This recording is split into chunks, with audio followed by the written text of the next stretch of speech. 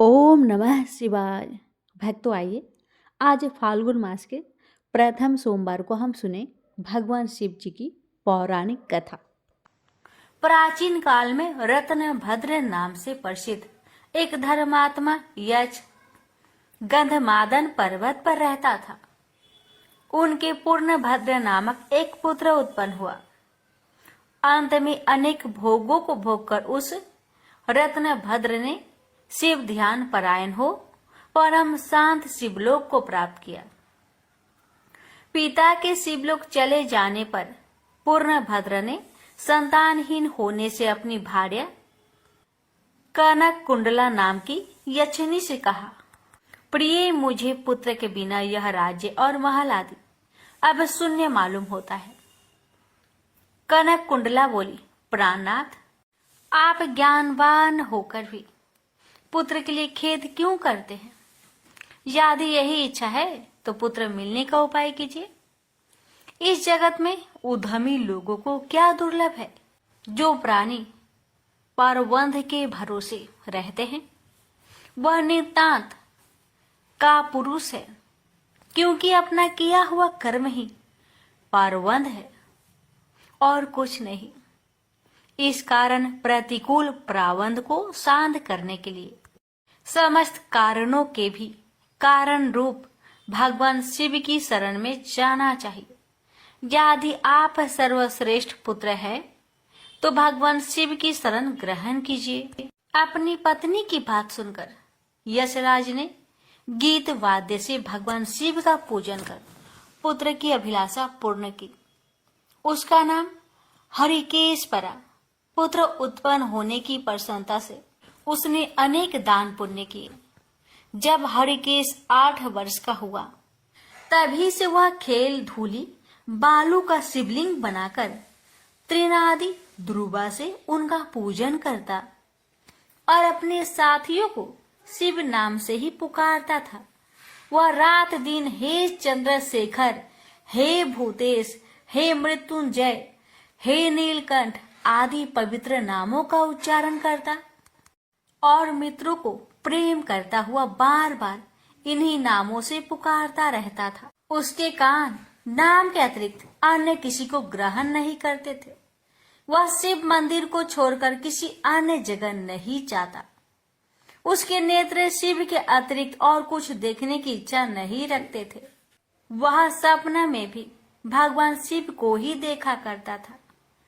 हरिकेश की यह दशा देखकर उसके पिता ने उसे गृह कार्य में लगाने की अनेक चेष्टाएं की, किंतु उस पर कुछ भी असर नहीं हुआ। अंत में हरिकेश घर से निकल गया। कुछ दूर जाकर उसे भ्रम हो गया और वह मन ही मन कहने लगा, हे शंकर, कहाँ जाऊं? कहाँ रहने से मेरा कल्याण होगा? यह सोचकर उसने अपने मन में विचार किया कि जिसकी कहीं ठिकाना नहीं है उसका काशीपुरी ही आधार है। इस प्रकार निश्चय कर वह काशीपुरी को गया, जिस अविमुक्त क्षेत्र में पंच भौतिक देह त्याग कर प्राणों का शिव की प्रसन्नता से फिर देह से संबंध नहीं रहता, उस आनंद वन में जाकर तप करने लगा। कुछ समय बाद भगवान शिव ने पार्वती को अपना बिहार वन दिखाया। वह अनेक सुगंध युक्त पल्लवों से शोभित था।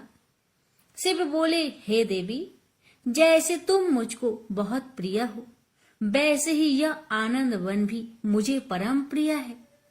मेरे अनुग्रह से इस आनंद वन में मैं मरे हुए को जन्म मरण का बंधन नहीं होता, अर्थात वह फिर संसार में जन्म नहीं लेता।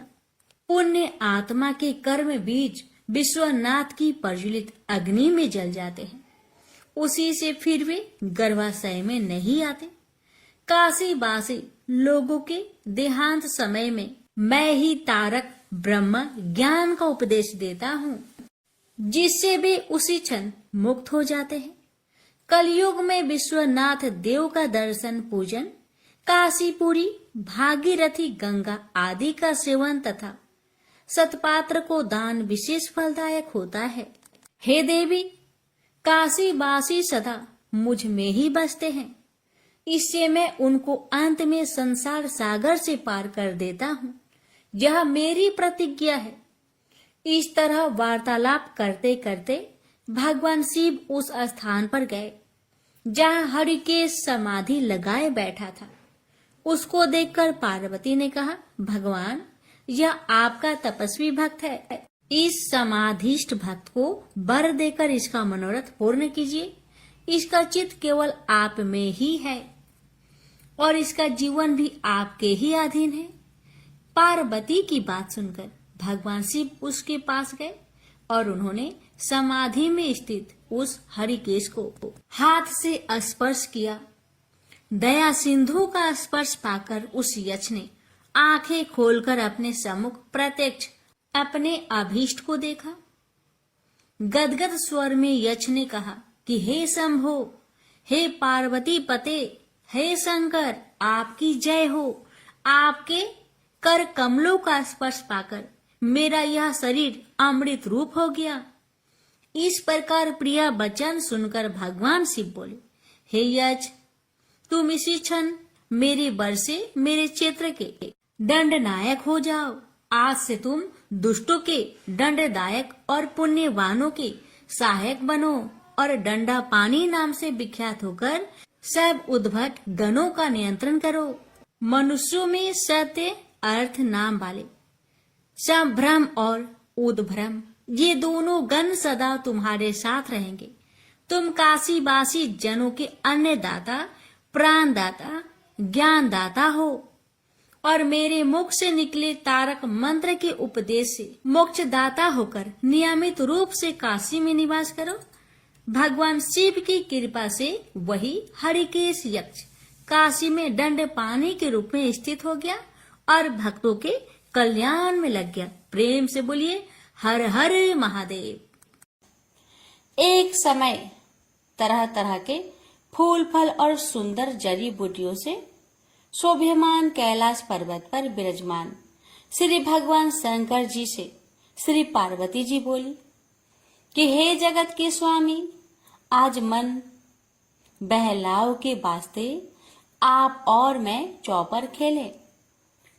शंकर जी ने कहा कि चौपर के खेल में बेईमानी बहुत होती है और हार जीत का पता नहीं पड़ता है, इसलिए कोई तीसरा आदमी होना चाहिए जो ईमानदारी से फैसला कर सके। महादेव जी के इतना कहते ही पार्वती जी ने अपनी माया से वहां एक बालक बनाकर बैठा दिया तथा महादेव जी ने अपने मंत्र के बल से उसमें जान डाल दी। महादेव जी ने उस बालक का नाम अंगद रखा तथा बालक को आदेश दिया कि तुम हम दोनों की हार जीत को बताते रहना। ऐसा कहकर महादेव जी ने चौसर का पासा चलाया और अंगद से पूछा कि बताओ कौन जीता और कौन हारा। तब अंगद ने उत्तर दिया कि महादेव जी, आप जीते और पार्वती जी हारी। इसके बाद महादेव जी ने फिर पासा फेंका और अंगद से पूछा इस बार कौन जीता और कौन हारा। इस बार भी अंगद ने वही जवाब दिया कि महादेव जी जीते और पार्वती जी हारी। इसी प्रकार तीसरी बार भी पासा चलाकर महादेव जी ने अंगद से पूछा कि तो इस बार महादेव जी हार गए थे, परंतु अंगद ने विचार किया कि यदि मैं महादेव जी को हारा हुआ बताऊंगा तो वे मुझे श्राप दे देंगे। ऐसा सोचकर अंगद ने फिर वही पुराना रटा रटाया उत्तर दे दिया कि महादेव जी जीते और पार्वती जी हारे। चूंकि इस बार अंगद ने झूठ बोला था तो माता पार्वती ने अंगद को श्राप दे दिया कि तेरे शरीर में कोढ़ हो जाए और तू निर्जन वन में भटकता फिरे। उसी समय अंगद को कोढ़ हो गया और वह भटकता हुआ किसी सुनसान वन में जा पहुंचा। वहां जाकर उसने देखा कि ब्राह्मणी, इंद्राणी आदि देवताओं की स्त्रियां व्रत के निमित्त महादेव जी की पूजा कर रही है। उनको पूजा करते देखकर अंगद ने उनसे पूछा कि आप यहाँ क्या कर रही है। तब उन देवियों ने अंगद को बताया कि हम तो मानसा बाचा नाम से प्रसिद्ध महादेव जी की पूजा कर रहे हैं, यानी कि अपने मन तथा वाणी को बस में करके, अर्थात सभी जगह से मन हटाकर और शिव पार्वती में ही अपना मन लगाकर पूजा कर रहे हैं। इसलिए इस व्रत का नाम भी मनसा बाचा व्रत रखा गया है। इसके पश्चात उस बालक अंगद ने पूछा कि इस व्रत के करने से क्या फल होता है। अब उन देवियों ने उत्तर दिया कि इस व्रत को करने से सारी मनोकामनाएं पूर्ण हो जाती है। तब अंगद ने कहा कि मैं भी इस व्रत को करना चाहता हूं, यदि आप इसकी विधि मुझे बता सके तो आपकी बड़ी कृपा होगी। तब उन देवियों ने अंगद को चावल तथा सुपारी देकर व्रत करने की पूरी विधि विधान बताया कि इस व्रत को श्रावण मास के पहले सोमवार से करना चाहिए। उस दिन कंवारी कन्या से 2.5 पूनी सूत कटवाकर उसका डोरा बनाए। उस डोरे की तथा महादेव जी की पूजा जब तक कार्तिक सुदी चौथ नहीं आए तब तक प्रति सोमवार को करते रहना चाहिए। साथ ही व्रत भी रखना चाहिए।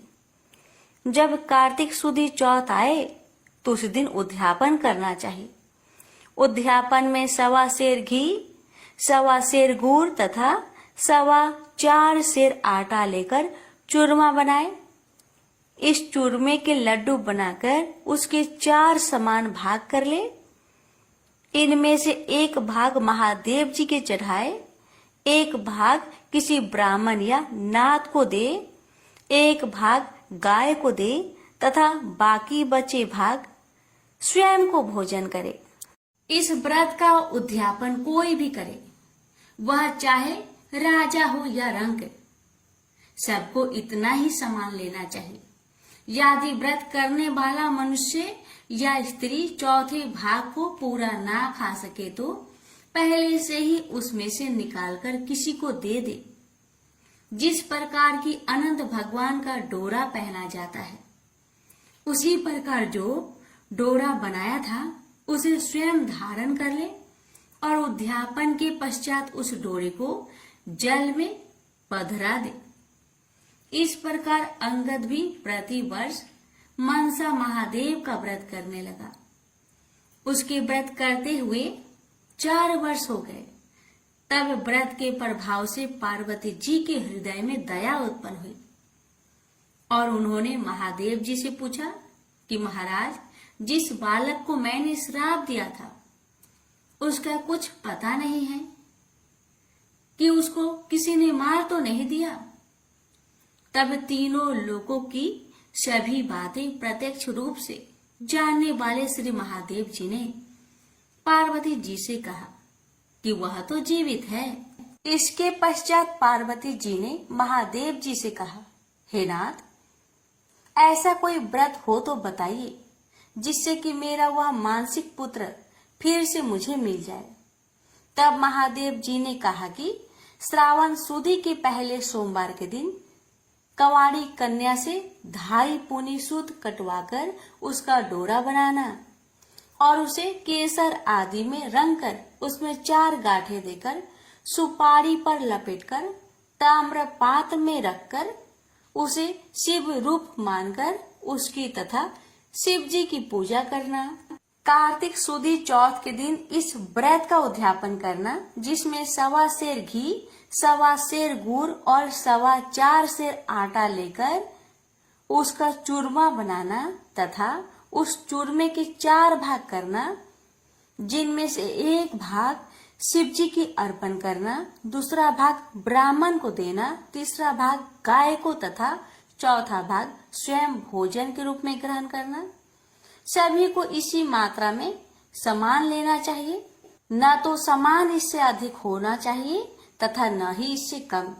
महादेव जी से यह विधि सुनकर पार्वती जी ने भी यह व्रत किया तथा व्रत के प्रभाव से अंगद कोढ़ रहित हो गया और वह अपनी माता के पास बिना बुलाए ही चला गया। उसे आता देखकर पार्वती जी प्रसन्न होकर हंसने लगी। तो अंगद ने पूछा कि हे मातेश्वरी, आप मुझे देखकर हंस क्यों रही हो? तब पार्वती जी ने कहा, हे पुत्र, मैं इस व्रत के प्रभाव को देखकर हंस रही थी। यह तुम्हारे पिताजी का बताया हुआ मनसा बाचा का व्रत है। यह व्रत मैंने किया, तभी तो तुम ठीक होकर मेरे पास आ गए हो। इस बात को सुनकर अंगद ने कहा कि हे माता, मैंने भी यह व्रत किया था, इसी से मेरा कोढ़ भी मिट गया। तब पार्वती जी ने कहा कि हे पुत्र, अब तेरी क्या इच्छा है वह बता।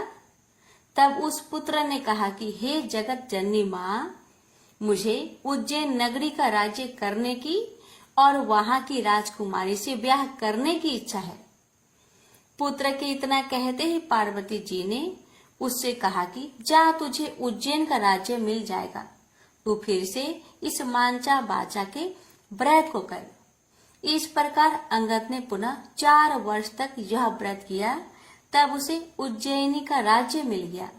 अब नारद जी राजा युधिष्ठिर से कह रहे हैं कि उसे राज्य किस प्रकार मिला, तो सुनो। उज्जैन के राजा रानी वृद्ध हो गए थे, उनके कोई पुत्र नहीं था, केवल एक राजकुमारी थी। इसलिए राजा रानी ने सोचा कि इस कन्या का विवाह किसी राजकुमार से करके उसको राज्य दे देंगे। ऐसा निश्चय कर उन्होंने एक स्वयंवर रचा, जिसमें कई देशों के राजकुमार आए।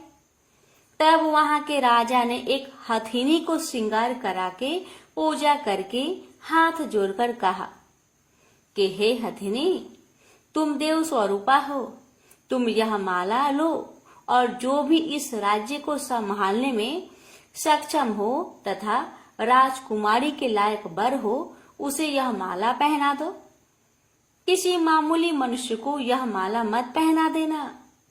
पार्वती जी का पुत्र अंगद भी देवलोक से उज्जैन नगरी पहुंचा, तो वह भी स्वयंवर देखने के लिए राजा के वहां चला गया। हथनी ने उसे देखकर उसके ही गले में माला डाल दी। यह सब देखकर स्वयंवर में आए लोगों ने कहा कि ये तो हथनी की भूल है, क्योंकि यह बालक कोई राजकुमार नहीं है। ऐसा कहकर उन लोगों ने उस लड़के को दूर हटा दिया और पुनः वह माला हथिनी को दे दी और उससे प्रार्थना की कि हे माता, जो इस राज्य के लायक हो उसको ही माला पहनाना। परंतु दूसरी बार भी हथनी ने उस बालक के पास जाकर उसी के गले में माला डाल दी। जहाँ सब देखकर वहां उपस्थित लोग कहने लगे कि हथनी ने हठ पकड़ ली है। इतना कहकर उन्होंने उस बालक को मार पीट कर दरवाजे से बाहर निकाल दिया एवं पुनः हथिनी पर गणपति की मूर्ति स्थापित करके वही प्रार्थना की। वह हथिनी देवरूपी थी, इसलिए वह दरवाजे के बाहर निकली और उस बालक को ढूंढकर तीसरी बार भी उसी के गले में माला डाल दी। तब राजा ने नगर सेठ को बुलाकर कहा कि तुम इस बालक को यहाँ से ले जाओ और बारात सजाकर इसे हमारे यहाँ ले आओ। राजा की आज्ञा मानकर सेठ अंगद को वहां से ले गया। इतनी देर में राजा ने भी पंडित को बुलाकर लगन का दिन निश्चय करवाया और अपनी कन्या का विवाह उस बालक के साथ कर दिया। इतना ही नहीं, राजा ने अपने खर्चे के लिए थोड़े से गांव रखकर अपना सारा राज्य ही अपनी बेटी को कन्यादान में दे दिया। विवाह के पश्चात अंगद और राजकुमारी महल में गए। अब अंगद उज्जैन नगरी का राजा तथा राजकुमारी वहां की रानी बन चुकी थी। एक दिन रानी ने राजा से पूछा कि हे पतिदेव, आप अपनी जात और नाम तो बताइए। इस पर अंगद ने उत्तर दिया कि मेरा नाम अंगद है, भगवान महादेव मेरे पिता और पार्वती मेरी माता है। तब राजकुमारी ने कहा कि महाराज, इस बात को तो मृत्यु लोक के लोग मानेंगे नहीं। आप मुझे सत्य सत्य बताइए। तब अंगद ने अपने जन्म की सारी कथा रानी को बताई कि किस तरह चौसर खेल में साक्षी बनने के लिए माता पार्वती ने अपनी माया से उसे बनाया था और महादेव जी ने अपने मंत्र बल से उसे सजीव रूप दिया। फिर पार्वती जी ने उसे श्राप दिया और इंद्राणी आदि देवियों ने उसे मनसा वाचा व्रत बताया, जिसको 4 वर्ष तक करने के फलस्वरूप वह अपने माता पिता के पास वापस पहुंचा।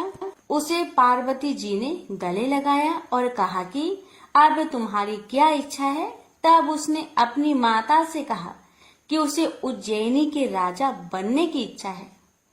तब पार्वती जी के कहने पर उसने फिर से 4 वर्ष तक मनसा वाचा नाम से प्रसिद्ध अपने पिता शिव जी का व्रत किया तथा इसी व्रत के प्रभाव से आज उसे उज्जैन के राज्य और उसके जैसी रानी मिली। इतना सुनकर रानी ने कहा कि हे महाराज, मैं तो पुत्र, धन तथा राज्य का सुख चाहती हूँ। तब अंगद ने अपनी रानी को वही मनसा वाचा का शिव जी का व्रत बता दिया और कहा कि बिना मेरे वह गर्भवास के तेरे पुत्र होगा। ऐसा कहकर अंगद जी पुनः कैलाश चले गए। पति की आज्ञा अनुसार राजकुमारी ने 4 वर्षों तक महादेव जी का यह उत्तम व्रत किया। इससे महादेव जी प्रसन्न हो गए। एक दिन रानी ने अपने दासी से कहा कि जा ऊपर जाकर जल की झाड़ी ले आ, मैं दातुन करूंगी।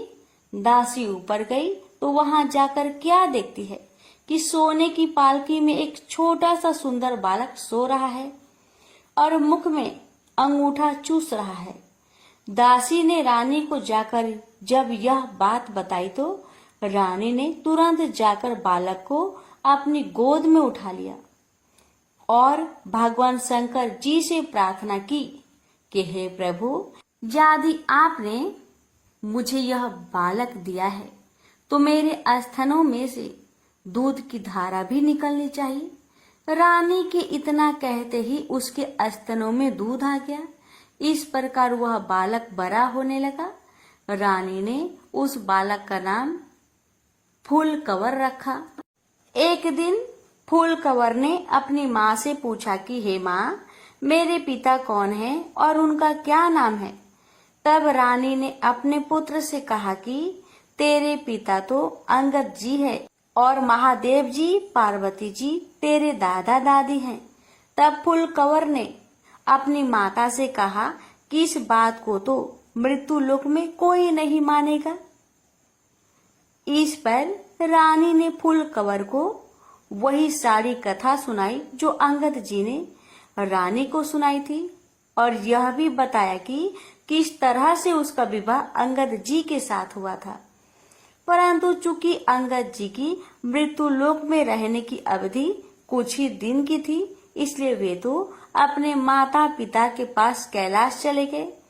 परंतु उनके बताए हुए व्रत को 4 वर्ष तक करने के पश्चात बिना गर्भवास के ही उसके रानी के पुत्र के रूप में जन्म लिया है। इतना कहकर रानी बोली, अब तुम बताओ कि तुम्हारी क्या इच्छा है। माता के वचन को सुनकर पुत्र ने कहा कि हे माता, मेरी इच्छा चेदी राजा की कन्या से विवाह करने की है, क्योंकि मैंने उसकी प्रशंसा सुनी है। तब रानी ने फूलकवर से कहा कि हे पुत्र, तू भी मनसा वाचा का व्रत कर। इस व्रत के करने वाले के लिए कुछ भी दुर्लभ नहीं है। अब फूलकवर ने भी 4 वर्ष तक व्रत किया। इससे भगवान महादेव प्रसन्न हुए और उन्होंने चेदी राजा को सपने में आदेश दिया कि मेरे कहने से तू अपनी राजकुमारी का विवाह उज्जैन के राजकुमार फूलकवर से कर दे। चेदी राजा ने भगवान शिव जी का कहा मानकर अपनी कन्या का विवाह उज्जैन के राजकुमार से कर दिया। अब वह राजा हो गया। एक दिन वह शिकार खेलने वन में गया। वहां उसके कोई शिकार हाथ नहीं आया और वह भूख प्यास से व्याकुल होकर एक बाग में जाकर आराम करने लगा। इतने में देवयोग से कोई ब्राह्मण वहां आ पहुंचा और उसने राजा को श्रीधरी पंचांग सुनाया कि आज कार्तिक सुदी चौथ है, जो आज मनसा बाचा के व्रत का उद्यापन करने का दिन है। इतना सुनते ही राजा ने ब्राह्मण से कहा कि महाराज, मुझसे तो भूल हो गई, आप हमें अब पूजन करा दे। ब्राह्मण ने पूजा के लिए शहर में रानी को खबर भेजी कि राजा साहब शिकार के लिए यहाँ वन में ठहरे हुए हैं और चूंकि आज कार्तिक सुदी चौथ का उद्यापन करना है, इसलिए 4.25 सेर आटा, 1.25 सेर घी, 1.25 सेर गुड़ का चूरमा बनवा कर मंगवाया है। इस पर रानी ने सोचा कि फौज के कई आदमी भी राजा जी के साथ है, इसलिए इतने से चूरमे से क्या होगा, इसलिए रानी ने गाड़ी भरकर चूरमा भेज दिया, जो कि नियम विरुद्ध था। इतना अधिक प्रसाद होने से महादेव जी क्रोध हो गए और उन्होंने कोप करके राजा को स्वप्न में कहा कि तुम अपनी रानी को निकाल दो, नहीं तो मैं तुम्हारा सारा राज्य नष्ट कर दूंगा। राजा ने परमान के अनुसार दोबारा चूरमा बनवाकर व्रत पूरा किया। महादेव जी के कथन के अनुसार राजा ने रानी को महल से निकलवा दिया। रानी किले से रवाना होकर कुछ दूर चली ही थी कि उन्हें राजा के दीवान मिले। दीवान जी ने रानी से पूछा कि रानी साहिबा, आप कहाँ पधार रही हो? तब रानी ने पूरी बात बता दी। तब दीवान जी ने कहा कि मैं राजा जी को समझाकर राजी कर लूंगा, तब तक आप मेरी हवेली में पधारे। परंतु जैसे ही रानी दीवान जी की हवेली में पहुंची कि दीवान अंधा हो गया। तब दीवान ने हाथ जोड़कर कहा कि रानी जी, आप यहाँ से पधारो। रानी वहां से रवाना होकर आगे बढ़ी तो उन्हें नगर सेठ मिल गया। उसने भी यही कहा कि वह राजा साहेब को 1-2 दिन में मना लेंगे, तब तक आप हमारे घर पर ही विराजे। रानी नगर सेठ के घर गई तो सेठ की हड्डियां चलने से बंद हो गई और कई उपद्रव होने लगे। अब सेठ ने भी हाथ जोड़कर कहा कि रानी जी, आप यहाँ से पधारे। रानी वहां से आगे गई तो उसे राजा जी का कुम्हार मिला। कुम्हार को रानी पर दया आ गई। वह रानी को अपने घर ले गया, पर जैसे ही कुम्हार के घर पर रानी पहुंची ही कि उसका नियाव फूट गया, जिससे सारे बर्तन फूट गए और कुम्हार भी अंधा हो गया। तब कुम्हार ने भी रानी से उसके घर से निकल जाने की प्रार्थना की।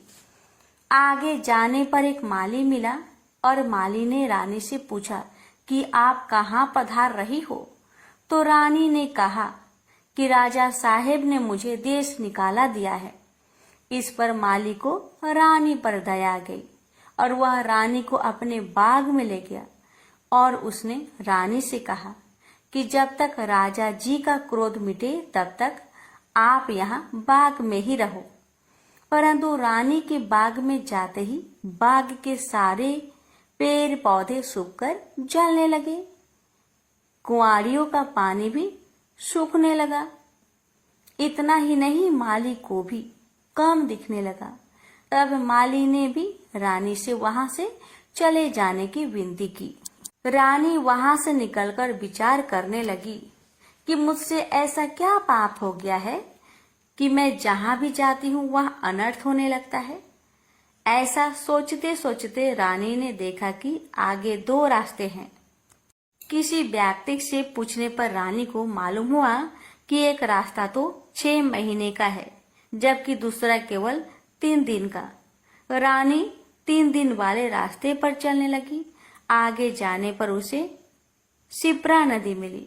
रानी ने दुख के मारे उसमें कूदकर आत्महत्या करनी चाहिए, परंतु जैसे ही वह नदी में कूदी तो नदी सूख गई। वह और आगे चली तो एक पर्वत आया। रानी ने सोचा कि इस पर चढ़कर नीचे कूदकर अपनी जान दे दे।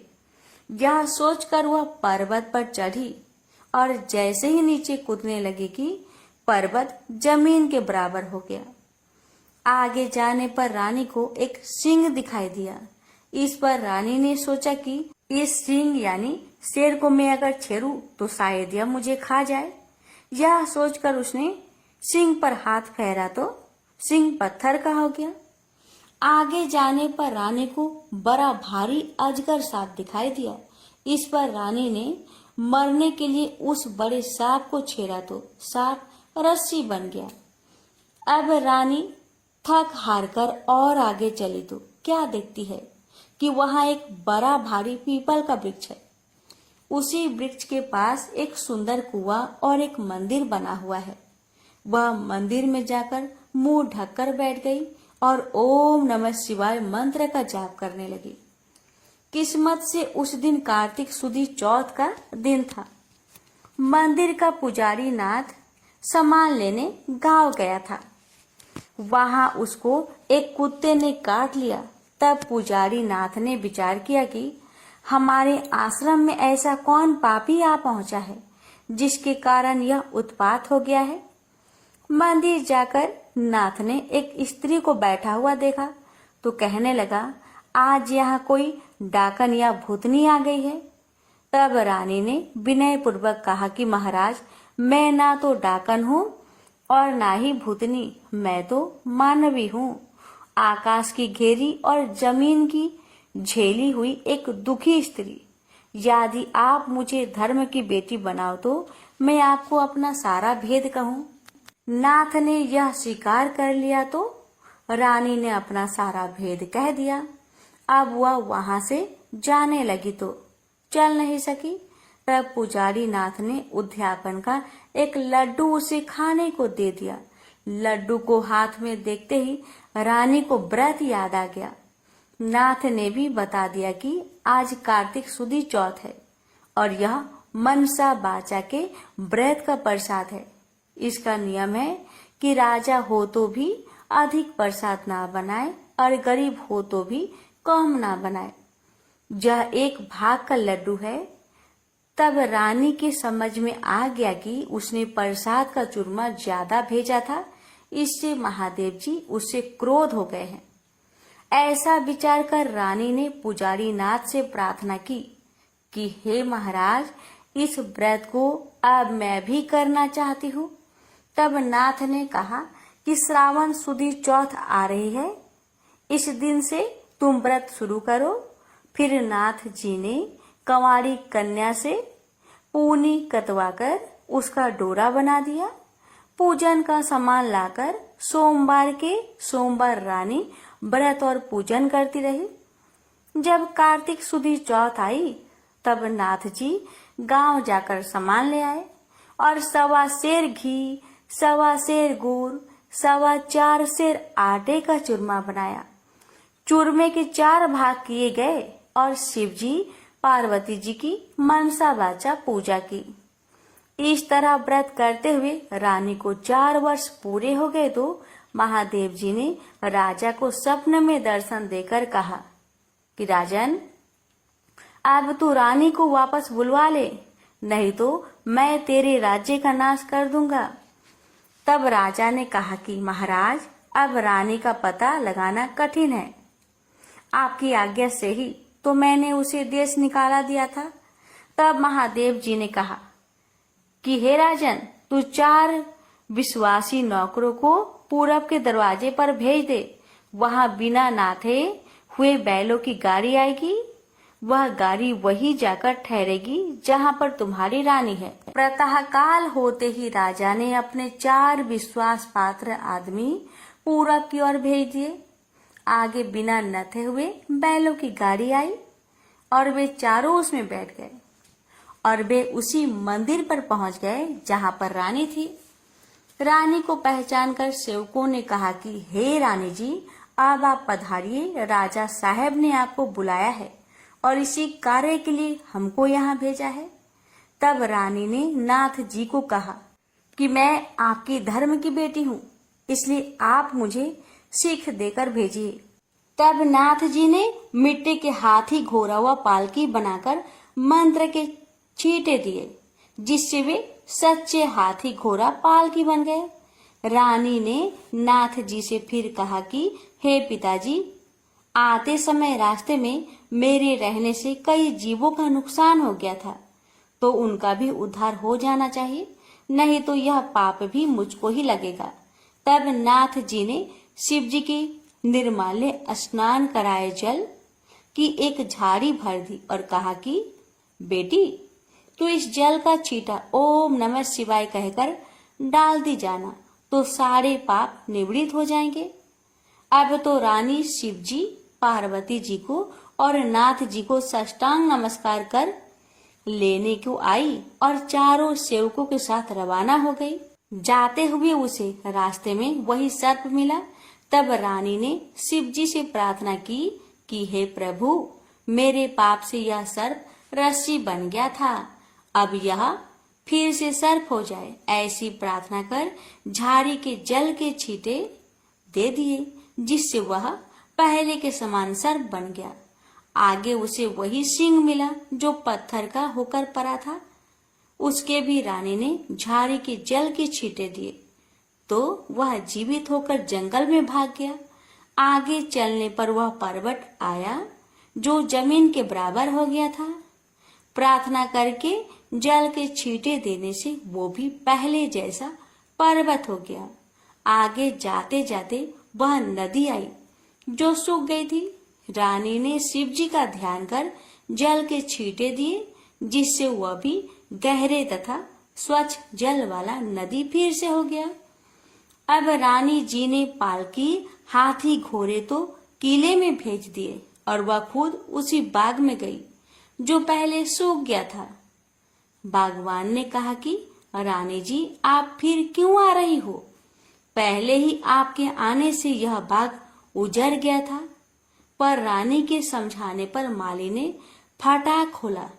रानी के बाग में जाकर शिव जी का ध्यान कर झाड़ी के जल के छींटे दिए, जिससे वह पहले से भी अच्छा हरा भरा बगीचा हो गया। वहां कई कोयल बोलने लगी, नाना प्रकार के फल फूल दिखाई देने लगे और कुओं में लबालब जल भर गया। फिर रानी जी उसी कुम्हार के घर गई तो कुम्हार की आंखें खुल गई और जल के छींटे देने से न्याव के बर्तन सोने चांदी के बन गए। कुम्हार ने कहा कि रानी जी, ये सोने के बर्तन हमारे पास कौन रहने देगा? तब रानी जी ने कहा कि इसमें से 4 बर्तन राजा को भेंट कर देना। इसी प्रकार रानी नगर सेठ के घर गई तो उसकी हड्डियां सिरकने लगी और उसे व्यापार में लाभ होने लगा। तब नगर सेठ ने कहा कि अन्नदाता जी, आपके पधारने से हमारी यह रिद्धि सिद्धि हुई है। इस खुशी में मैं सारी नगरी को जिमाना चाहता हूँ।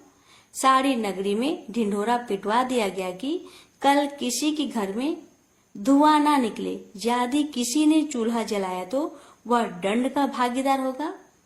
आगे जैसे ही रानी दीवान जी के यहाँ पहुंची तो दीवान जी की आंखें खुल गई। सब आनंद हो गया। अब रानी साहिबा अपने किले में पधारी। राजा जी ने उनका अच्छा स्वागत किया। नगर सेठ ने सारे नगर को जिमाया और किले में जाकर रानी जी से अर्ज की कि अन्नदाता जी, अब आप भी पधार कर भोजन ग्रहण कीजिए। इस पर रानी ने कहा कि मेरे तो आज कार्तिक सुदी चौथ का उजिरना है, जो किसी भूखे आदमी को जिमाकर जिमूंगी। सारे नगर के लोग तो नगर सेठ के यहाँ जिम आए। नगर में अब कोई भी भूखा व्यक्ति नहीं मिला। ढूंढते ढूंढते रानी के सेवक धोबी घाट पहुंचे तो वहां पर एक अंधी बहरी कोढ़ीन धोबन परी मिली। रानी जी की आज्ञा से उसे महल में बुलाया गया। रानी जी ने उसे स्नान करवाया। स्नान कराते ही उसका सारा कोढ़ मिट गया और कथा सुनाते ही उसके लिए स्वर्ग से विमान आ गया। बूढ़ी धोबन की कथा सुनने व प्रसाद लेने मात्र से ही वह सदा के लिए बैकुंठ चली गई। राजा रानी भी हर साल मनसा बाचा का व्रत करते रहे, वे संसार के सब प्रकार के सुखों को भोगते रहे और पुत्र को राजगद्दी देकर अंतकाल में शिवलोक में गए। इस प्रकार मनसा बाचा भगवान शिव जी पार्वती जी के व्रत करने की भारी महिमा है। श्रावण सुदी सोम से कार्तिक सुदी चौथ तक का यह व्रत सब मनोवांछित फल को देने वाला है। इस मनसा बाचा के व्रत को करने वाले मनुष्य की सभी कामनाएं शिव जी महाराज पूर्ण कर देते हैं। पुत्र नहीं हो या होकर जीवित नहीं रहता हो तो इस व्रत के करने से स्त्री पुत्र का सुख अवश्य प्राप्त करती है। इसी प्रकार पुरुष को स्त्री का और स्त्री को पति का सुख सौभाग्य प्राप्त होता है। जिसकी कमाई धंधा ना हो तो इस व्रत के करने से शिव शंकर भगवान उसे जीविका प्रदान करते हैं। प्रेम से बोलिए जय भोले शंकर, जय पार्वती माता। हे भोलेनाथ, यदि कथा कहने या सुनाने में मुझसे मन वचन या कर्म से कोई त्रुटि हो गई हो तो हे त्रिपुरारी कृपया उसे क्षमा करें। मैंने अपने श्रद्धा और सामर्थ्य अनुसार आपकी व्रत कथा का वाचन किया है। यदि उच्चारण में, शुद्धता में या भावना में कोई कमी रह गई हो तो हे नीलकंठ उसे क्षमा करें। आपकी कृपा सदा मुझ पर बनी रहे और कथा सुनने वाले समस्त भक्तों पर भी आपकी असीम कृपा और आशीर्वाद बना रहे। उसके जीवन में सुख शांति आरोग्यता और शिव भक्ति बनी रहे, यही मेरी सच्चे हृदय से प्रार्थना है। हर हर महादेव। भक्तों, एक समय की बात है कि देव ऋषि नारद ने विषय वासनाओं पर विजय प्राप्त करने के लिए पर ब्रह्मा की कठोर साधना की। वे हिमालय पर्वत के एक निर्जन स्थान में जाकर समाधित हो गए और पर ब्रह्मा की आराधना करने लगे। उनको इस प्रकार कठोर साधना करते देख देवराज इंद्र भयभीत हो गए। उन्होंने इस विषय में देवगुरु बृहस्पति से परामर्श करने का विचार किया।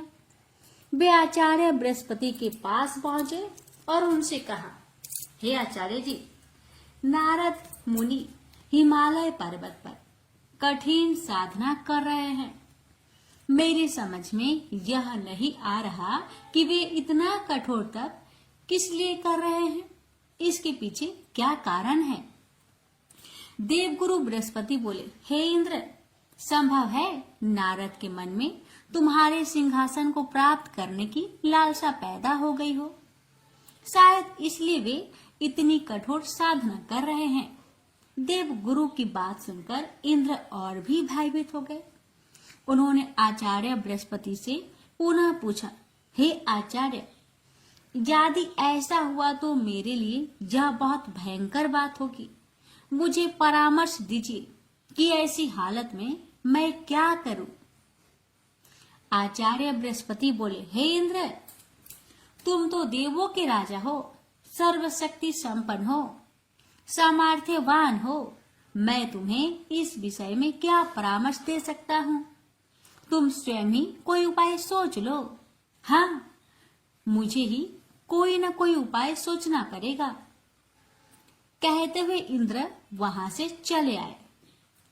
अपने महल में पहुंचकर उन्होंने कामदेव को बुलाया और उनसे कहा, हे कामदेव, नारद हिमालय पर्वत पर निर्जन स्थान में बैठे बहुत कठोर तपस्या कर रहे हैं। मैं चाहता हूं कि तुम उनके पास जाओ और अपनी शक्ति के द्वारा जैसे भी हो उनकी तपस्या को भंग कर दो। इंद्र के आज्ञा पाकर कामदेव तत्काल उस स्थान की ओर बढ़ चले जहां नारद मुनि तपस्या कर रहे थे। कामदेव वहां पहुंचकर उन्होंने अपनी मायावी शक्ति का जाल बिछाया। उसके संकेत मात्र से उस बियाबान क्षेत्र में बाहर आ गए। कुछ क्षण बीतते बीतते स्वर्ग लोक की एक अप्सरा प्रकट हुई और नारद के सामने मनोहारी नृत्य करने लगी। उसके घुंघरुओं की मधुर ध्वनि वातावरण में गूंजने लगी। लेकिन कामदेव का यह प्रयास व्यर्थ ही साबित हुआ। अप्सरा नृत्य करते करते थक गई, किंतु नारद मुनि का ध्यान नहीं टूटा। थक हार कर अप्सरा वापस लौट गई। तप पूरा होते ही नारद ने आंखें खोली। कामदेव ने सोचा, यदि नारद को बाद में यह बात पता लग गया कि मैंने उनकी तपस्या में विघ्न डालने की चेष्टा की है, तो वह मुझे श्राप दे देंगे। उचित यही है कि मैं स्वयं ही उन्हें सच्ची बात बता दूं। यही सोचकर उन्होंने नारद के समक्ष पहुंचकर उन्हें साष्टांग प्रणाम किया। नारद ने उन्हें आशीर्वाद देकर पूछा, आओ कामदेव, किस कार्य हेतु यहाँ आगमन हुआ है? कामदेव बोले, हे देव ऋषि, मेरा अपराध को क्षमा कीजिए। मैंने आपकी तपस्या भंग करने का प्रयास किया था। नारद ने पूछा, पर क्यों? किसके आदेश से तुमने ऐसा किया? कामदेव ने कहा, हे मुनिवर, मुझ अंकिचन में इतनी हिम्मत नहीं जो स्वयं ही आपको तब से डिगाने का कार्य करता है। मुझे ऐसा करने को कहा गया था। किसने ऐसा करने को कहा था कामदेव, बताओ? हे देवऋषि नारद, मुझे इंद्रदेव ने कहा था। उन्होंने ही मुझे यहाँ भेजा था। कामदेव ने सच्ची बात बता दी। कामदेव की बात सुनकर नारद जी मुस्कुरा दिए और कहने लगे, हे कामदेव, मैं तुम्हें क्षमा करता हूँ। अब तुम जाओ और देवराज को बता देना कि नारद ने इच्छाओं को बस में कर लिया है। अब मैं संसार के किसी भी भौतिक आकर्षण में नहीं फंस सकता। जान बची और लाखों पाए, कामदेव ने सोचा और जल्दी से वहां से चले गए। कामदेव के जाने के पश्चात नारद सोचने लगे, मैंने कामदेव को परास्त किया है। अब मेरा नाम भी भगवान शिव के समान हो गया, क्योंकि कामदेव को या तो शिव ने परास्त किया था या फिर अब मैंने। यह सोचकर नारद कैलाश पर्वत पहुंचे। उन्होंने भगवान शिव और पार्वती को नमन किया। भगवान शिव ने नारद के चेहरे पर झलकती प्रसन्नता की चमक देखी तो उन्होंने पूछा, क्या बात है नारद, आज आप बहुत प्रसन्न दिखाई दे रहे हैं, कोई बात है? तो नारद जी बोले, हाँ भगवान, हाँ, बात ही कुछ ऐसी है। ऐसी क्या बात है नारद, हमें भी तो बताओ। हे भगवान, मैंने कामदेव को जीत लिया है। इंद्र ने उसे मेरी तपस्या भंग करने के लिए भेजा था, किंतु वह अपने प्रयासों में सफल नहीं हुआ। मैंने निर्विघ्न अपनी तपस्या पूरी की है। नारद जी की बात सुनकर भगवान शिव मुस्कुराए और बोले, हे नारद, मुझे यह जानकर बहुत प्रसन्नता हुआ कि तुमने काम पर विजय प्राप्त कर लिया है। पर देखो, यह बात तुमने मुझे बता दी तो बता दी, और किसी देव को यह बात मत बताना। विशेषकर भगवान विष्णु को तो भूल कर भी यह बात मत बताना। लेकिन नारद को चैन कहाँ आए? यह बात बताने के लिए तो उनके पेट में मरोड़ मरोड़ हो रही थी। हे भक्तों, अतः भगवान शिव के परामर्श को उन्होंने नहीं माना और क्षीर सागर की ओर चल पड़े। रास्ते में उन्होंने सोचा, कामदेव पर मेरी विजय की खबर सुनकर शिव विशेष प्रसन्न नहीं हुए। शायद उन्हें मुझसे ईर्ष्या हो रही है, इसलिए वे भगवान विष्णु से यह बात न बताने को कह रहे थे। भला इतनी बड़ी सफलता के बाद मैं भगवान विष्णु को क्यों न बताऊं? वे तो मुझसे बहुत स्नेह रखते हैं। काम पर मेरी विजय की बात सुनकर उन्हें तो मुझ पर बहुत गर्व होगा।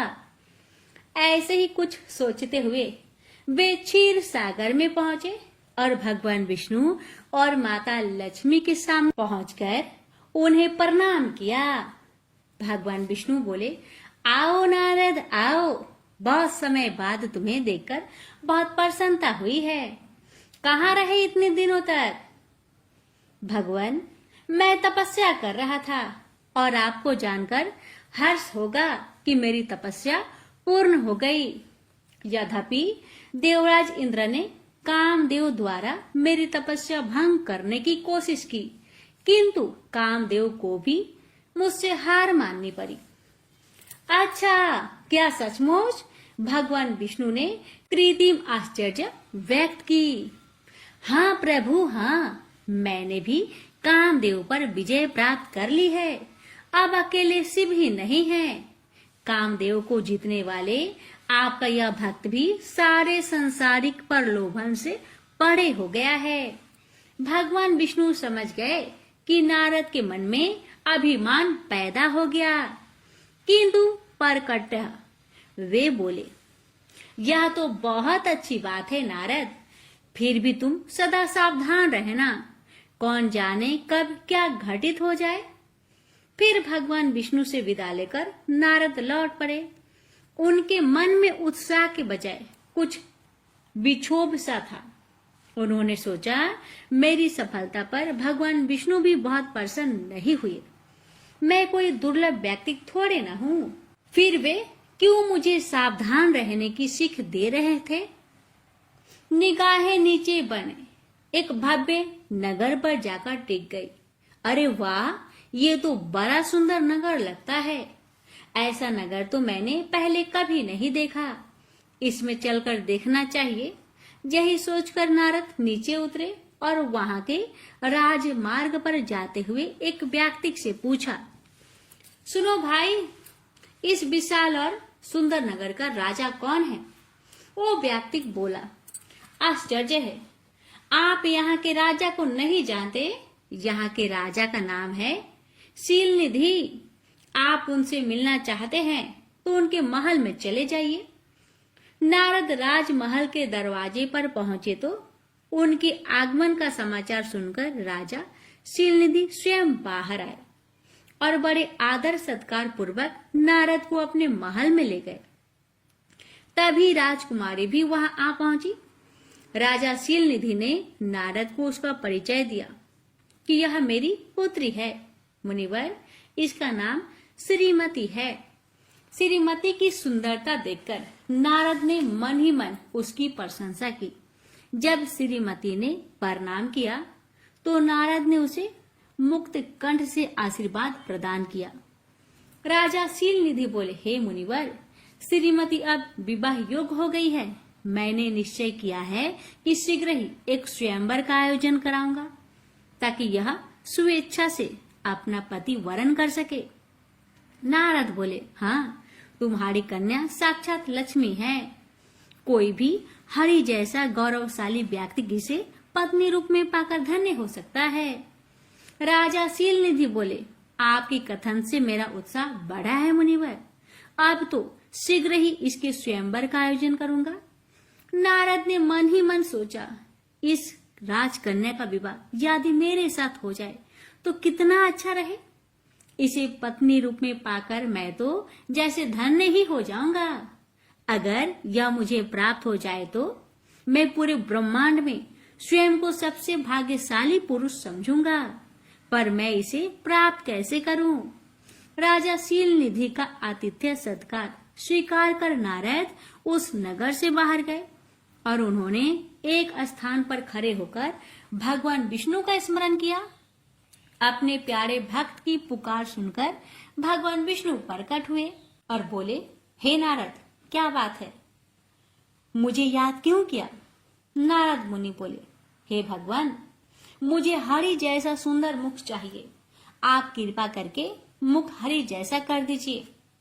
भगवान विष्णु ने तथास्तु कहा और वहां से अंतर्ध्यान हो गए। बस यही नारद से एक चूक हो गई। वरदान मांगते समय वे यह भूल गए कि हरि का एक अर्थ बानर भी होता है। भगवान विष्णु ने नारद का मुख बंदर जैसा बना दिया और क्योंकि नारद के पास उस समय अपना रूप देखने के लिए कोई उपकरण भी नहीं था, अतः वे अपना मुख नहीं देख सके। जिस समय नारद स्वयंवर स्थल में पहुंचे, वहां अनेक देशों के राजा एवं राजकुमार उपस्थित थे। नारद मुनि बड़े ही विश्वास के साथ यह सोचते हुए कि अब तो वरमाला मेरे गले में ही पड़ेगी, जाकर एक आसन पर विराजमान हो गए। नारद को देखकर वहां उपस्थित राजा लोग मंद मंद मुस्कुराने लगे। उनमें से एक राजा बोला, अरे जरा इस मनुष्य का मुख तो देखो, इसका शरीर तो मनुष्य जैसा है और मुख बंदर का। दूसरा बोला, यह शायद अपने आप को बहुत सुंदर समझता है, तभी तो राजकुमारी के स्वयंवर में उसके द्वारा स्वयं का चयन किए जाने की आशा से यहाँ आया है। उस व्यक्ति की बात सुनकर सभी ठहाके मार के हंस पड़े। तभी राजकुमारी श्रीमती बरमाला लिए स्वयंवर स्थल में पधारी। उसे देखकर उपस्थित राजा हास परिहास करना भूल गए और सब सावधान मुद्रा में बैठ गए। सबको आशा थी कि राजकुमारी उनके गले में ही बरमाला डालेगी। विशेषकर नारद के मन में तो किसी प्रकार की कोई शंका ही नहीं थी। भला जिसके पास भगवान विष्णु जैसा सुंदर मुखड़ा हो, उसे कौन सी सुंदरी अस्वीकार करती। राजकुमारी बरमाला लिए जैसे ही नारद के समीप पहुंची, नारद ने अपनी गर्दन आगे करके मुस्कुरा कर कहा, हे देवी, एक दृष्टि इधर भी देख लो, मैं भी तुमसे परिणय करने का आकांक्षी हूँ। नारद की बात सुनकर राजकुमारी हंस पड़ी और बोली, तनिक अपने मुख को तो भी दर्पण में निहार लो बानर। यह कहकर उसने एक व्यंग भरी दृष्टि नारद पर डाली और उपेक्षा से उनकी ओर देखकर अपना मुख दूसरी ओर मोड़ लिया। राजकुमारी श्रीमती ने स्वयंवर स्थल में 2-3 चक्कर लगाए और फिर बरमाला हाथ में लिए एक और उदास भाव से खड़ी हो गई। तभी भगवान विष्णु ने स्वयंवर स्थल में प्रवेश किया, जिन्हें देखकर राजकुमारी का चेहरा खिल उठा। वह तेजी से आगे बढ़ी और बरमाला विष्णु के गले में डाल दी। नारद ने जब यह दृश्य देखा तो वे ईर्ष्या से जल उठे। वे विष्णु के पास पहुंचे और क्रोध भरे स्वर में बोले, हे भगवान, आपने मेरे साथ छल क्यों किया? मैंने आपसे आपके जैसा सुंदर मुख मांगा था और आपने मुझे बानर का मुख दे दिया। ऐसा धोखा मेरे साथ आपने क्यों किया? भगवान, यदि आपको स्वयं ही इस राजकुमारी से विवाह करना था तो मुझे पहले ही बता देते, मैं स्वयं ही इस प्रतियोगिता से बाहर हो जाता। अब श्री हरि ने नारद से कहा, हे नारद, मैंने तुम्हारे साथ किसी प्रकार का कोई छल नहीं किया। तुमने मुझसे हरि का मुख मांगा था, सो मैंने तुम्हें दे दिया। तुम तो संस्कृत के प्रकांड पंडित हो, फिर यह क्यों नहीं समझ सके कि हरि का अर्थ बानर भी होता है। अपनी गलती महसूस कर नारद के क्रोध में कुछ कमी आई। उन्होंने पूछा, अब क्या मेरा मुख जीवन भर इसी प्रकार का बना रहेगा भगवान? भगवान विष्णु बोले, नहीं, बस तुम थोड़ी देर के लिए अपनी आंखें बंद कर लो। नारद ने अपनी आंखें बंद कर ली। भगवान विष्णु पुनः बोले, अब अपनी आंखें खोलो और देखो कि सच क्या है। नारद ने अपनी आंखें खोली, इधर उधर दृष्टि घुमाई। अब वहां न राजा शील निधि था, न उसका कोई महल, न स्वयंवर, और न स्वयंवर में भाग लेने वाले आए प्रतियोगी। वे एक निर्जन स्थान पर खड़े थे और उनके सामने खड़े थे श्री हरि विष्णु और माता लक्ष्मी। उन्हें इस प्रकार चारों ओर भौचक्के भाव से निहारते देख भगवान विष्णु ने कहा, नारद, यह सब मेरी माया थी। तुम्हारे मन में घमंड पैदा हो गया था कि तुमने काम पर विजय प्राप्त कर ली है और तुम अब भगवान शिव के समकक्ष हो गए हो। तुम्हारे इसी अहंकार भाव को समाप्त करने के लिए मुझे यह माया रचनी पड़ी। और हाँ, जे तुम राजकुमारी श्रीमती समझे थे और जिससे विवाह करने को आतुर हो रहे थे, जानते हो वह कौन थी? कौन थी? नारद के मुंह से बरबसी निकल पड़ा, लक्ष्मी, मेरी चिरसंगनी। लक्ष्मी की ओर संकेत करते हुए भगवान ने कहा, तुम जिसे माता लक्ष्मी कहकर बुलाते हो, वही लक्ष्मी राजकुमारी श्रीमती थी। यह सुनकर नारद का चेहरा शर्म से झुक गया। उन्होंने श्री हरि से कहा, हे प्रभु, आपने मुझ पर बड़ा उपकार किया, जो समय रहते ही मेरी आंखें खोल दी। मैं सचमुच पतन के गर्त में गिरने के लिए जा रहा था, किंतु आपने कृपा करके मुझे उबार लिया। इस प्रकार भगवान विष्णु की कृपा से नारद के मन में पैदा हुआ अहंकार भाव समाप्त हो गया। राजकुमारी श्रीमती से विवाह करने की जो इच्छा उनके मन में पैदा हुई थी वो भी तिरोहित हो गई। नारद नारायण नारायण कहते हुए पुनः अपने मार्ग पर चल पड़े। प्रेम से बोलिए ओम नमः शिवाय। जय श्री हरि।